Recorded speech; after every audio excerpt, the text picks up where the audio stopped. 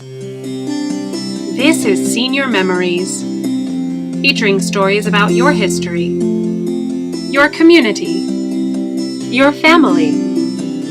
Join us as we remember. Recently, my sister was in town for her 50th class reunion. She graduated in 1968, and Peters Township has a tradition of having the class from 50 years ago join them for their high school graduation. It's a pretty unique ceremony, and we had a great time while she was here, and we walked through memory lane, went back to the old neighborhood, and traipsed through all the places that we went growing up. I graduated 50 years ago from Peters Township High School. There were graduates from 50 years earlier who were in chairs prominently there because they had graduated from Peters Township High School 50 years before. So it's been a tradition I don't even know when it started, but it was well before I graduated, and I know it happened when my brother graduated. And so the people who had graduated from high school 50 years before are invited to the graduation, and I'm here and going to participate in that this year. So that's a pretty cool tradition that Peters Township High School has had, and I haven't heard, I think that's extremely rare that happens and that it does that way. Boys, baseball, and Gwen. Let her tell you the story. So as I got older, and probably not much longer after 5, 6, 7, I'm not sure how old I was, but I used to play catch with my father and brother in the front yard. And then as he was older, he was 2 years older, so when I was 6, he would have been 8. So I think when they were 8 or 9 years old, he and a bunch of the boys from the neighborhood would go up and mow an area that was up Orchard Drive, and it was part of the Hoover's farm. And we would mow a spot and we'd play baseball. And I do recall that my brother, credits to him, insisted that I be able to play baseball if he could play baseball. And I had my own glove and I could catch, and they made me an outfielder. And I was a pretty darn good outfielder. By the way, she played in college, so. I played softball for Penn State. I think she was I have a varsity letter from. I think she was pretty good. Well, probably attributable to having started playing so young. And one of the stories is that much later, when we were quite a bit older, I would say the boys were 14, 15, and I would have been 12, 13. The guys, of course, from school would connect with kids from other neighborhoods, and there was a neighborhood across McMurray Road down Bebout Road, and the groups of guys in their own respective neighborhoods play baseball, and they decided to have a cross-neighborhood baseball tournament, and so we agreed that we were going to have this baseball game on their field, and that we were going to go from our neighborhood and get over to their neighborhood and play. Which was all the way across Bebout Road.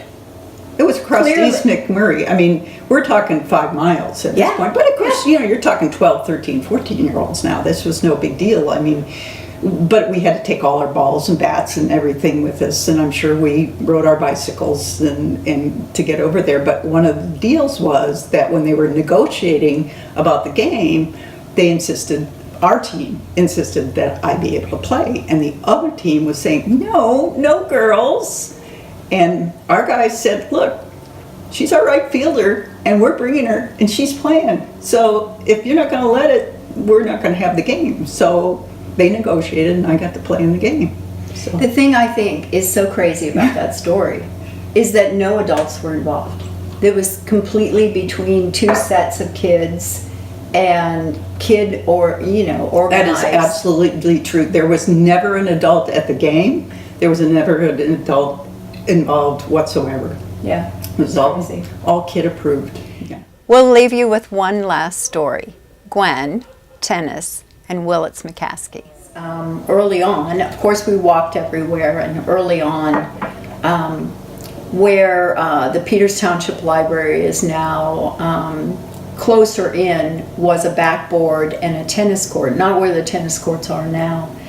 And we would go over there and we would hit on the backboard, and mostly hit on the backboard, but sometimes play a game. Yeah, and we were older by then. We're talking 10, maybe 10, 11. 9, 10. I moved from that neighborhood when I was 10, so Yeah. 8, 9, 10. And there was a gentleman in the neighborhood called, he was an older gentleman, Willits McCaskey. And he would come over and he would give us tips on how we were hitting and how we could improve. And he would always test out our racket, and he would say, you know, I need to upgrade your racket.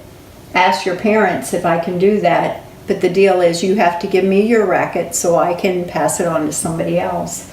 And he really started this whole tennis thing. He promoted Peters. tennis in Peters Township. So there's a whole generation who knows how to play tennis because of Willits McCaskey. Yep. Yep. So it's So should I tell my 5th grade story about? sure. So 5th grade, with it, I would have been 11. So this was when Dee was 9. So I was. I'm 3 years younger than you, so I would have been 8. But She would, I don't know why I keep doing that, but anyway, she was 8. So when I was 11, I'm in the 5th grade at Elm Grove Grade School, but I'm walking over to past McMurray Grade School over to the backboard, and I'm there, and I don't know if we were, I don't think we were together that day. I was just hitting against the backboard myself, and John Ivanovich came over and saw me hitting against the backboard. And I think he came over to hit against the backboard too, but since I was, he said, do you want to play tennis? And I said, great, I'd love to play tennis. So Johnny Benovich, whom I thought was one of the best looking boys in the 5th grade, asked me to play tennis with him, and I played tennis with him, and we had a very nice match, and I was so excited. I went home and I told my mom, Johnny Benovich, one of the most handsome boys in the 5th grade, asked me to play tennis, and we played tennis together, and I was so excited. And she looked at me and she said, did you let him win? And I said, no, why would I ever do that? Moral of the story, he never asked me to play tennis with him again, and I learned a lesson that day. Senior memories. Remembering the times of our lives.